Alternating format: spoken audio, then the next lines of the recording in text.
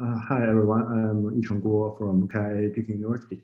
In this talk, I'm going to talk more about the gas environment of the galaxies, more specifically the interaction between the galaxy and the circumgalactic medium. We study the metallicity of the circumgalactic medium and Lamar nebulae using a sample of millions observed quasars. We all know the importance of the circumgalactic medium in feeding and regulating the galaxy evolution. At high redshifts, Lama Alpha might be the strongest tracer of the circumgalactic medium, and also of the intergalactic medium. We have seen lots of progress in the detection of these giant Lama Alpha nebulae around quasars or massive galaxies using the narrowband technique and also more recently the IFU facilities such as MILS and KTWI. However, our current understanding of these giant nebulae is still very poor. We know they must be, to some extent, be part of the circumgalactic medium, but how do they exactly trace the inflows from the intergalactic medium? It seems most people believe that or the outflows or the rotation or other state of the circumgalactic medium, we don't know. We have also seen in simulations on the circumgalactic medium. Here I pick an example. This plot shows the gas velocities. And here I argue that the metallicity is the key to understanding the nature of the circumgalactic medium. For example, in this plot, from the kinematics, we can clearly see the outflows and the inflows. And also in metallicity map, we can see that the outflows are generally very metal rich and the pristine inflows from the IGM are metal poor. So in our work, we want to measure the gas metallicity of the CGM and distinguish the different components of the CGM gas. We realize that the carbon-4 and the carbon-3 emission in the UV rest frame potentially be good tracer of the gas metallicity. They are about 10 to 100 times fainter than the Lama Alpha. In previous, the extended emission only individually detected in a few objects. In this work, I stacked the MILS data cubes of 80 quasars at about redshift 3 and achieve a total exposure time of 100 hours. As I mentioned earlier, we see those individually detected Lama Alpha nebulae for several of those quasars. And we also individually detected this carbon-4 and helium-2. And we realized that those metal emission lines, carbon-4, are detected in both the radial loud quasars and also the radial quiet quasars. In some previous works, they argue that the detection of metallicity is associated with the radial loudness, particularly the radial jet, because maybe the radial jet will effectively transform the metals out of the galaxy. And here we don't see any difference between those two subsamples. And we also see those, and in the bottom plots, I show the stacking results. Here I stack all the data cubes in the random direction, and we see extended carbon-4, helium-2, and carbon-3 emission out to a radius of about 20 to 30 kiloparsec. Here I stack all the data cubes in random orientation. However, I have mentioned that all those Lama Alpha nebulae have diverse morphology.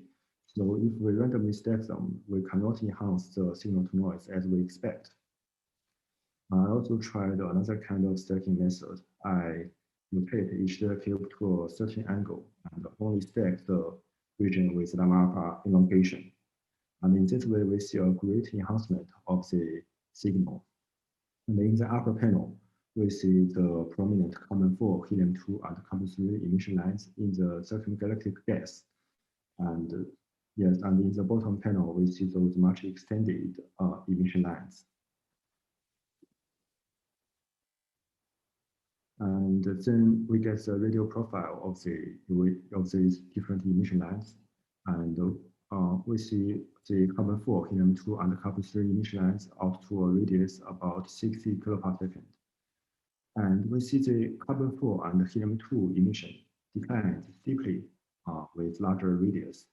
And because carbon-4 and helium-2 had similar ionization potential, it means that this rapid decline must be because of a drop in ionization parameter instead of the drop of the metallicity.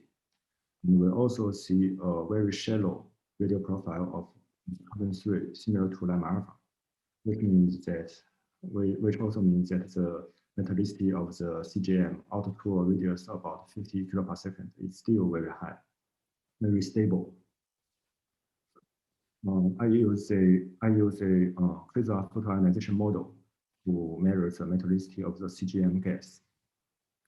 In this photoionization model, the yellow lines shows the metallicity, and the blue lines shows the ionization parameter, and all these black circles shows the radial stack results of our stack data cube.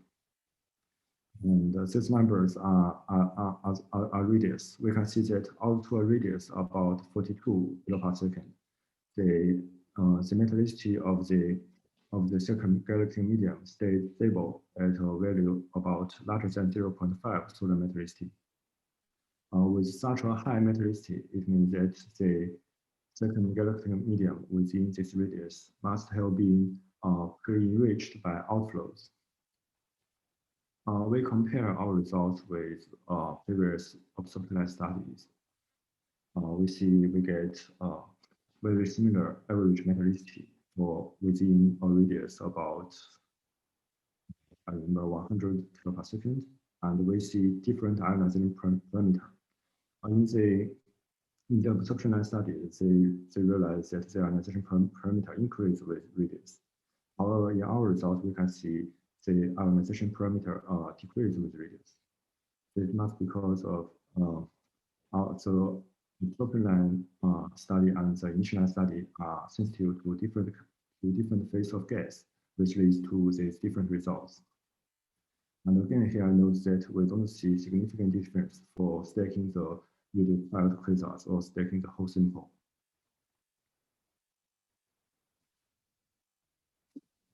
And yet, there is also a region.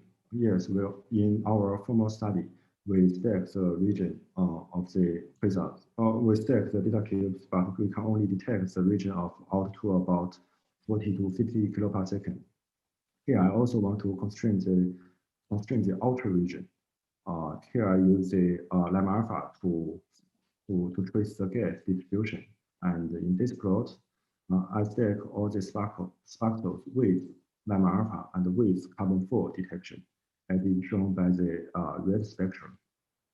And I also stack all the sparkles with lambda alpha detection, but without carbon-4 detection. Without carbon-4 detection, sorry, as is shown by the black spectrum. However, we can see that although both spectra achieve a very similar noise level, we cannot see any detection of the carbon-4 in the black spectrum, which means that outside the region that we have already detected with carbon-4, there should be a region that has no carbon-4 emission at all, which means there is a region that is very metal poor. So here I conclude that there should be two components of the lambda alpha halos of these massive galaxies. One very metal rich, which might trace the circumgalactic medium enriched by galactic outflows, and one metal poor and more extended, which might trace the gas accretion from the intergalactic medium. Here I show the gas kinetics in the circumgalactic medium. In the left panel, I show the velocity, and in the right panel, I show the velocity dispersion. We can see because of the low surface brightness, the signal to noise are very low. But we can still tell that the lambda alpha the Lama alpha, the kinematic patterns of the Lama alpha are, we can see that the kinematic patterns of Lama alpha is very similar to carbon 4 and helium 2. So, which is good, but because of the very noise, because of the very low signal to noise, we cannot tell any velocity patterns such as rotation or inflows or outflows. But however, I have to mention that in the velocity dispersion, we can see that in the central region, all those 4 individual objects have very high velocity dispersion in the central region. But in the outer region, it becomes quiescent, which might mean that in the central region that there should be some influence of outflows. But it is also possible that it is because of the gas motion in the deep center of the potential well. However, in the outer region, it becomes quiescent very quickly. Now we compare our results with cosmological simulations.